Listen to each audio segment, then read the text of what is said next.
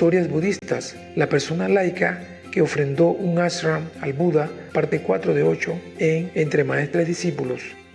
Impartida en inglés el 15 de agosto del 2015 en Francia.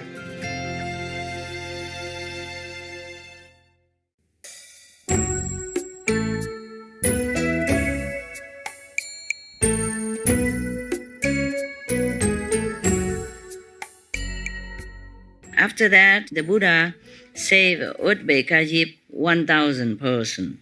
The group of that. Yeah, any group has a leader.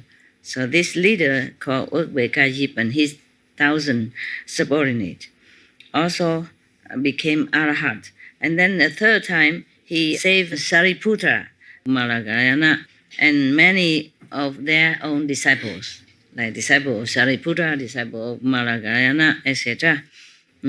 All of them, 500 persons, all liberated.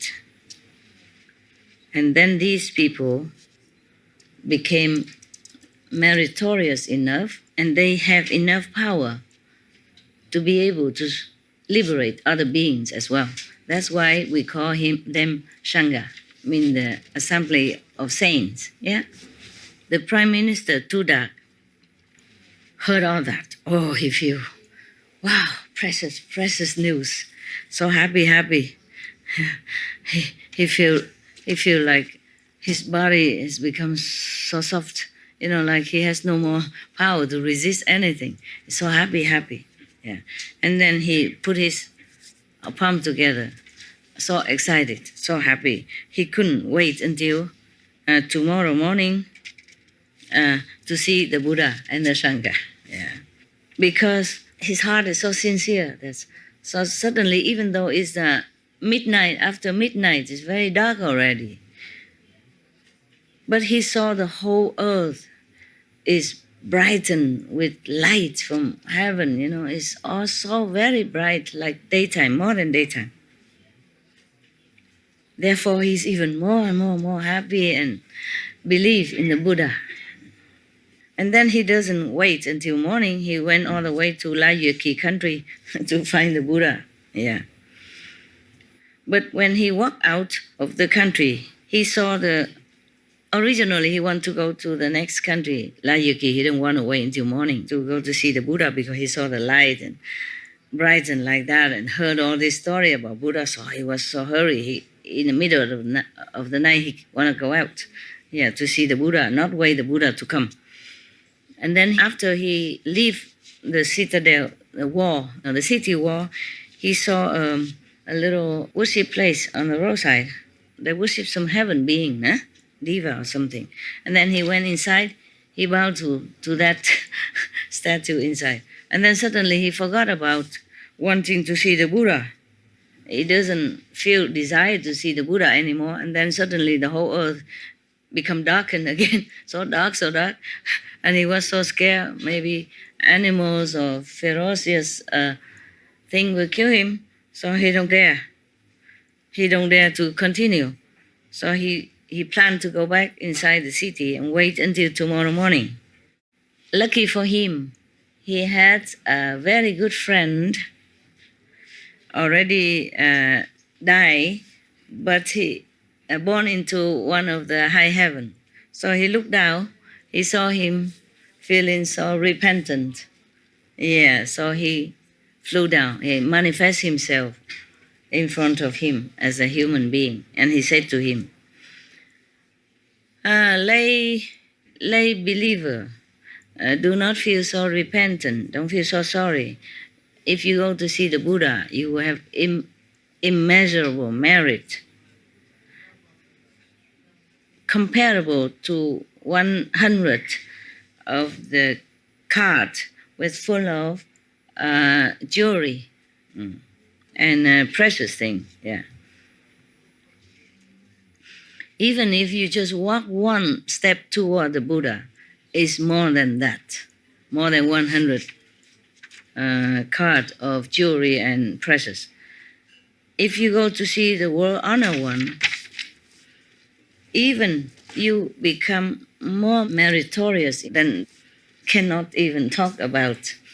Okay, lay believer, just go. Go to see the Buddha. Do not retreat. Yeah. Because even if this lifetime you have 100 elephants that carry all the treasure for you, it's not even comparable to one step going toward the Buddha direction to see him. So if he walk many steps, then many elephants, comparable. Yeah, just one step, and if 100 elephants carry a lot of full of precious stone, still cannot compare already. Yeah.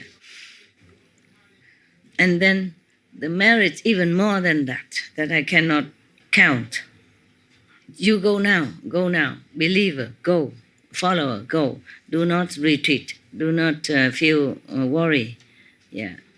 Even if you have the whole treasures of all this planet put together for you, it's still not comparable to walking one step toward where the Buddha stays and visit him.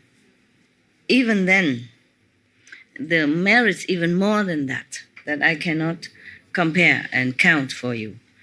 Do not retreat, do not feel worried, do not return, go, etc., etc. Yeah? The merit will be multifold, billion times than what I have just told you. Okay. The Buddha Prime Minister heard that. Oh, happy. Yeah. And even suddenly his desire to see the Buddha and his respect and love come back to him. And then the light brightened the whole planet again, so he can see everywhere and not afraid. Yeah. Because of his heart, you see. First he changed, he wanted, and then it's brightened everywhere for him. And then his desire to see Buddha dwindled because he bowed to some of the local gods somewhere. And then everything become dark. And then now he wants to see the Buddha again sincerely. So the earth brighten again. This guy, this so off on, like turn on, turn off the light, turn on, turn off. It seemed like that. I heard that one person, I'm not trying to advertise anything. One of your brothers from Taiwan, he told me, personally, with a couple of other people with me at that time, I don't remember who. Yeah, he said one sister went to Sihu, looking at this jewelry section, and she liked something very much, one of the armband or something, and she kept looking. And then the one take care of the jewelry said, just try it on, you don't have to buy, try it on. Okay. And then she said, oh, it's not, I don't know if I can buy. I said, just try, no problem, don't have to buy. And then she put it on. And then this person, he's one of the Chinese medical doctor, Chinese, not Western. There's some chiropractic and all that.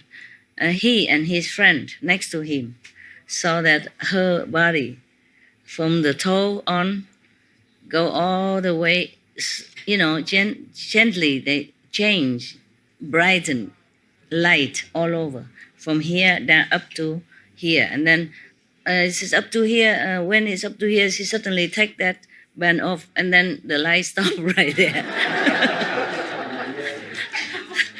So this chiropractor, he told his friend, you saw that? And the friend also saw it. He said, yeah, stuck. So funny. Stuck. And he just said one, stuck.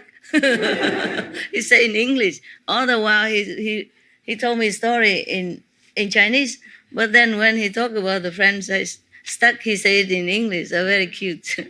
His friend said, yeah, I saw that. Stuck. Up here, up to here. And then because he took it off, no more light all over her body anymore. Funny. All right. So it's just, your change of attitude and action make you this or that. Okay. Make you in heaven or on earth or in hell. Yeah? Very simple. Because he took it out, he said, I don't want it. Put it back. And then stuck. The light gets stuck there. Well, at least 2/3 is bright. Don't know how long it lasts though. Yeah. And because of his heart change, he suddenly, really, sincerely wished to see the Buddha again. So the whole earth, at that time, at least where he was going, is all brightened like daylight, like a mid-daylight. So he was very happy. Walk, walk, walk. Yeah, come to see the honored one. The Buddha knew that he has planted good root, good merit root, many, long time ago. So he went outside for alms. No, he went outside just to have a walk to see him. Yeah, so that he can see the Buddha. And then the Prime Minister saw the Buddha coming toward him with all dignity, majesty, and beautiful, beautiful looking, even physically. And then he went there he doesn't know, he saw him very, very powerful, dignified, but he doesn't know who is it. So he came there and said, "Sir, the world honor one resides where? Where does he reside? Can you please show to me?" So the Buddha say, "Please sit here and wait." So the God from the peaceful heaven saw that the Prime Minister Tudak already saw the Buddha and know nothing. Yeah, don't even prostrate to him and don't even politely say, "Comment allez-vous?" thing like that. So he's feeling. So he feels this is not correct. So he came down on earth, manifest himself into 4 persons. Went in front of the Buddha, prostrate to him, and then 4 of them walk around the Buddha 3 times, and then stand on the right side of the Buddha. And the Tudak Prime Minister saw that. He also copied. He did the same. Prostrate, walk around 3 times, and stand on the other side. Yeah. At that time, the Buddha then preached to him the 4 wonderful methods of liberation, yeah, etc. No? The Tudak Prime Minister, after he heard that, he attained, like one of the middle rank of spiritual level of consciousness. Yeah, it's so happy, as if he has been fed when he's so hungry, as if he has been given water when he's dying of thirst. And then he kneel down in front of Buddha and say, "Obeisance to the world honored one.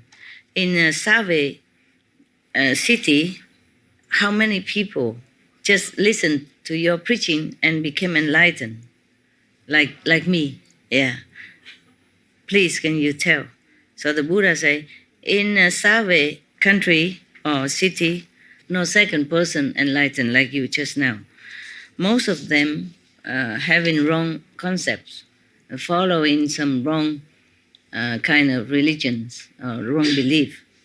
Therefore, it's very difficult to find one who believes in the truth, yeah, of the Buddha teaching, of the enlightened teaching. Yeah.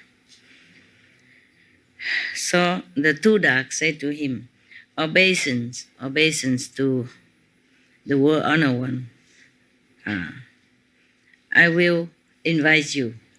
I will invite you to the Save country, so all the country citizens will cut off the wrong concept, a wrong belief, and follow you.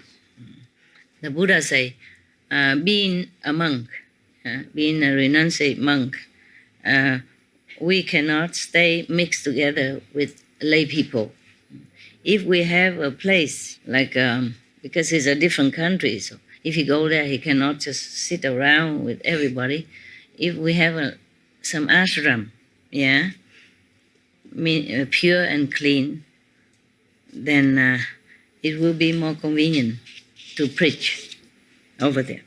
So the Tudak said to him, obeisance to world honored one, I will go home and make an ashram. Please, could you give permission? So the Buddha say, because of the benefit for all beings, and also good merit, create merit for yourself, you can try that. It will be limitless reward for you, merit. So he bowed to the Buddha and went back, taking care of the marriage of his last son. And then he went back to Layperson country and tell the Buddha, obeisance to world honored one, I would like to make an ashram in my country to make offering to you, world honored one and the Sangha, but I don't know how to make it. What is the way to make it? Please dispatch a monk, a Sangha member, to come with me so that he can instruct me how to do it properly. So the Buddha thought to himself, Save country is full of people who follow the wrong belief. Nobody can convince them. I think only Sariputra, because he was a Brahmin before he became a monk with Buddha, he was a Brahmin. So, yeah, and he also has a little intelligence. Sorry. The Buddha said, this is not I. Yeah, cũng có chút định thông minh, meaning he also has a little intelligence and a little magical power, or some power, yeah. I think okay to dispatch him. So he called Sariputra and said, Sariputra, Tudak want to make an ashram to propagate the Buddha Dharma, yeah, to lead all beings there to turn to the right path in a Savage country, so that he can invite me there to preach for Dharma. But he doesn't know how to do it, doesn't know in which way is the more correct way to do it. So you go there and help him to build the ashram. So Sariputra say, yeah, obeisance to the Buddha, I go. And Tudak asked the Sariputra, oh, it's a long story. I knew the story more or less, but I didn't remember it was so long. Yeah, when I read alone, I don't have to read, you see?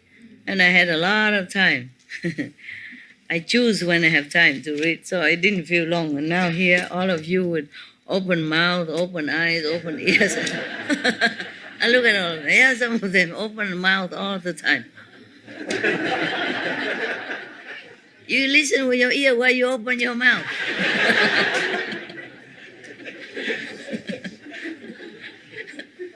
Yeah?